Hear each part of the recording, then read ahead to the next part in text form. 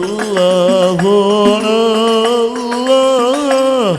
الله الله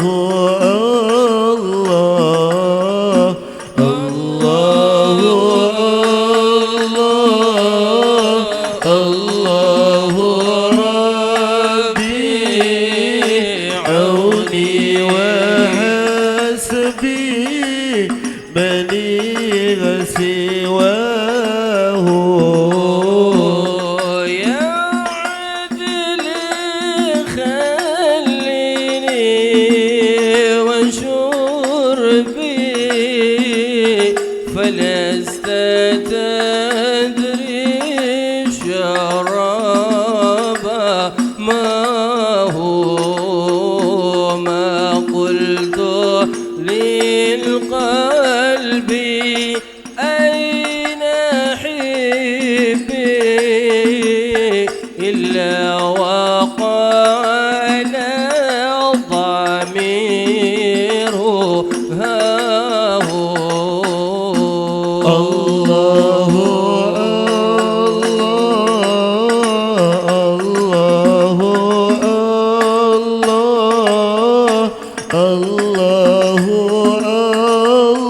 الله الله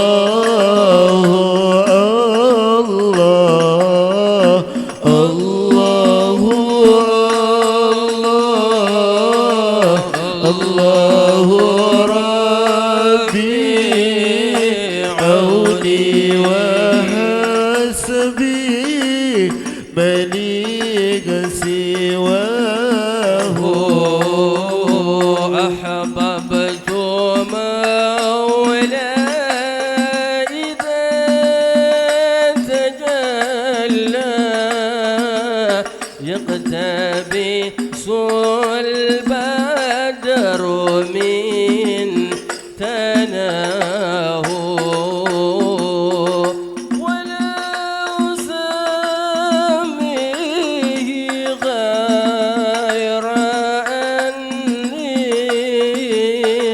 إذ غلب الوقت قلت يا هو الله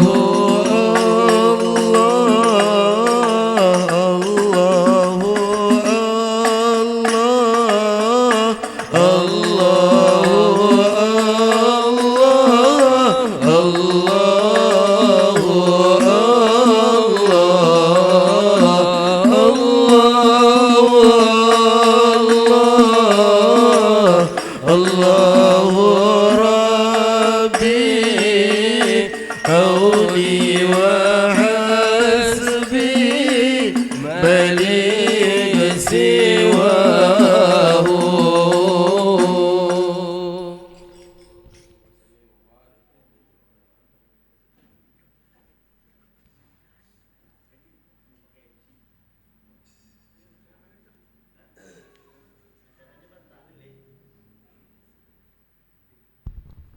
Bismillahirrahmanirrahim. Assalamualaikum warahmatullahi wabarakatuh.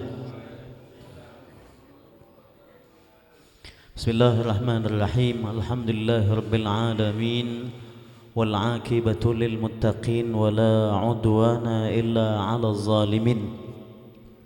Nas'aluhu tabaraka wa ta'ala an yaj'alana wa iyyakum minal 'aidin ويجعلنا وإياكم من أمة الفائزين. اللهم صل وسلم وبارك على سيدنا ومولانا محمد وعلى آله وصحبه أجمعين. أما بعد فقد قال الله تعالى في كتابه المبين وهو أصدق القائلين أعوذ بالله من الشيطان الرجيم بسم الله الرحمن الرحيم فإذا قضيتم مناسككم فاذكروا الله كذكركم آباءكم أو أشد ذكرا. صدق الله العظيم وبلغ رسوله النبي الحبيب الكريم ونحن على ذلك من الشاهدين والشاكرين والحمد لله رب العالمين. Hadratul Mukarramin yang sama-sama kita hormati, kita muliakan segenap para asatidz, para muallimin, segenap para orang tua, para sesepuh wabil khusus guru kita Al-Mukarram Al-Ustadz Kamali Said, kita doakan panjang umur, sehat walafiat. Al-Mukarram Bapak Haji Syarif Hidayat, pimpinan DKM Musalla Da'watul Falah, dan segenap para orang tua lainnya yang mohon maaf tidak kami sebutkan namanya satu persatu. Hadirin para jamaah Majlis Syababul Muhajirin dan juga jamaah Musalla Da'watul Falah, yang mudah-mudahan kita semua selalu senantiasa dalam rahmat dan kasih sayang Allah Subhanahu wa taala. Puji syukur alhamdulillah kita panjatkan kehadirat Allah Subhanahu wa taala di malam hari ini. Kembali Allah Subhanahu wa taala kumpulkan kita di majlis yang mulia ini, majlis yang merupakan menjadi pembukaan ya, yang menandakan bahwasanya ya malam hari ini kita akan memulai kembali membuka majlis ta'lim kita yang semula ditawakufkan sementara dalam rangka memasuki datangnya bulan suci Ramadan ya. Maka malam hari ini ditandai dengan berkumpulnya kita bersilaturahim, sekaligus kita melaksanakan halal bihalal ya, menandakan insyaallah bahwa majlis ta'lim kita akan dibuka kembali, baik majlis yang rutinitas kita yang kita laksanakan di Majlis Syababul Muhajirin ataupun yang di Musalla Da'watul Falah, insyaallah ya selanjutnya akan dibuka setelah kita melaksanakan silaturahim ya pada malam hari ini. Alhamdulillah malam hari ini kita berkumpul dalam suasana masih dalam keadaan hari raya Idul Fitri. Kami sekaligus mengucapkan ja'alanallahu wa iyyakum minal aidin wal faizin kullu amin wa antum bi khair.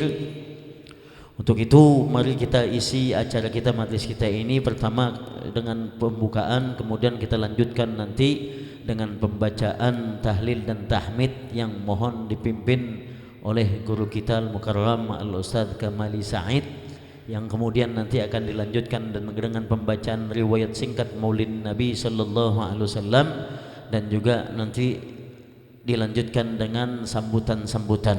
Untuk itu mempersingkat waktu, mari kita mulai awali acara kita ini dengan pembacaan Ummul Quran suratul Fatihah dan nanti dilanjutkan dengan tahlil dan tahmid. Kita bermohon pada Allah Subhanahu wa taala mudah-mudahan duduknya kita di majlis yang mulia ini menjadi sebab turunnya rahmat dan ampunan dari Allah Subhanahu wa taala. Kembali pulang tidak bangkit kita dari majlis yang mulia ini melainkan dalam keadaan semua dosa-dosa kita telah diampuni oleh Allah Subhanahu wa taala. Allah Subhanahu wa taala jadikan kita termasuk hamba-hamba Allah yang mendapatkan ampunan dan keridhaan dari Allah Subhanahu wa taala selepas kita berhari raya. Allah Subhanahu wa taala berikan kepada kita kekuatan iman dan Islam ya, untuk kita mempertahankan apa yang telah kita dapatkan ya setelah kita berhari raya, yaitu tidak lain adalah ampunan dan keridhaan dari Allah Subhanahu wa taala. Ala hadhihi niyyah wa ala kulli niyatin salihatin thayyibah dafi'atan kulli syarrin jalibatan kulli khair lana wa li ahbabina wa li muallimina wa dhil huquqi alaina ajma'in bi niyyati anna Allah yaj'aluna wa iyyakum minal 'aidin wa yaj'aluna wa iyyakum min ummatil faizin bi jahi Rasulillah sallallahu alaihi wasallam wa ila hadratin Nabi Muhammad sallallahu alaihi wasallam. Al-Fatihah. A'udzu billahi minasyaitonir rajim. Bismillahirrahmanirrahim. Alhamdulillahirabbil alamin. Arrahmanir rahim. Maliki yaumiddin. Iyyaka na'budu wa iyyaka nasta'in. Ihdinas siratal mustaqim. Siratal ladzina an'amta 'alaihim ghairil maghdubi 'alaihim waladdallin. Rabbana wa liwalidayya amin. Hadirin para jemaah sekalian, selanjutnya mari sama-sama kita ikuti ya dengan seksama, dengan khusyuk pembacaan tahlil dan tahmid. Kita mohonkan dipimpin oleh orang tua kita, guru kita Al-Mukarram Al-Ustadz Kamali Said, wa ilaihi falyatafaddal mashkuran wa ma'jura. Sallu ala Muhammad. Astaghfirullahaladzim, astaghfirullahaladzim, astaghfirullahaladzim. Bismillahirrahmanirrahim. Ila hadratin Nabiyil Mustafa Rasulillah sallallahu alaihi wasallam wa ala alihi wa ashabihi wa azwajihi wa dzurriyyatihi, khususan ila arwahi abaina wa ummahatina wa jaddatina wa jaddatina, wa nakhusu khususan ila ruhi almarhum almarhumah yang memimpin daripada musola Dakwatul Falah, orang-orang yang sebelum kita semuanya, yang telah meninggalkan kita semuanya. Kita semua membacakan suratul Fatihah untuk mereka. Mudah-mudahan orang-orang yang sebelum kita ada di musola Dakwatul Falah ini diberikan oleh Allah Subhanahu wa taala ampunan daripada Allah Subhanahu wa taala dan diterima segala amal kebaikannya. Ala hadhihi niyyah wa ala kulli niyatin sholihah wa ila hadratin nabiyil mustafa rasulillah sallallahu alaihi wasallam. Al-Fatihah. A'udzu billahi minasyaitonir rajim. Bismillahirrahmanirrahim. Alhamdulillahi rabbil alamin. Ar-Rahmanir Rahim. Maliki yaumiddin. Iyyaka na'budu wa iyyaka nasta'in. Ihdinas siratal mustaqim. Siratal ladzina an'amta 'alaihim ghairil maghdubi 'alaihim waladdallin. Amin. Allahu akbar, la ilaha illallah, Allahu akbar. Bismillahirrahmanirrahim. Qul a'udzu birabbil falaq. Qul huwallahu ahad, Allahu samad. Lam yalid wa lam yulad wa lam yakul lahu kufuwan ahad. Bismillahirrahmanirrahim. Qul huwallahu ahad, Allahu samad. Lam yalid wa lam yulad wa lam yakul lahu kufuwan ahad. Bismillahirrahmanirrahim. Qul huwallahu ahad, Allahu samad. Lam yalid wa lam yulad wa lam yakul lahu kufuwan ahad. Allahu akbar. Bismillahirrahmanirrahim. Allahu akbar.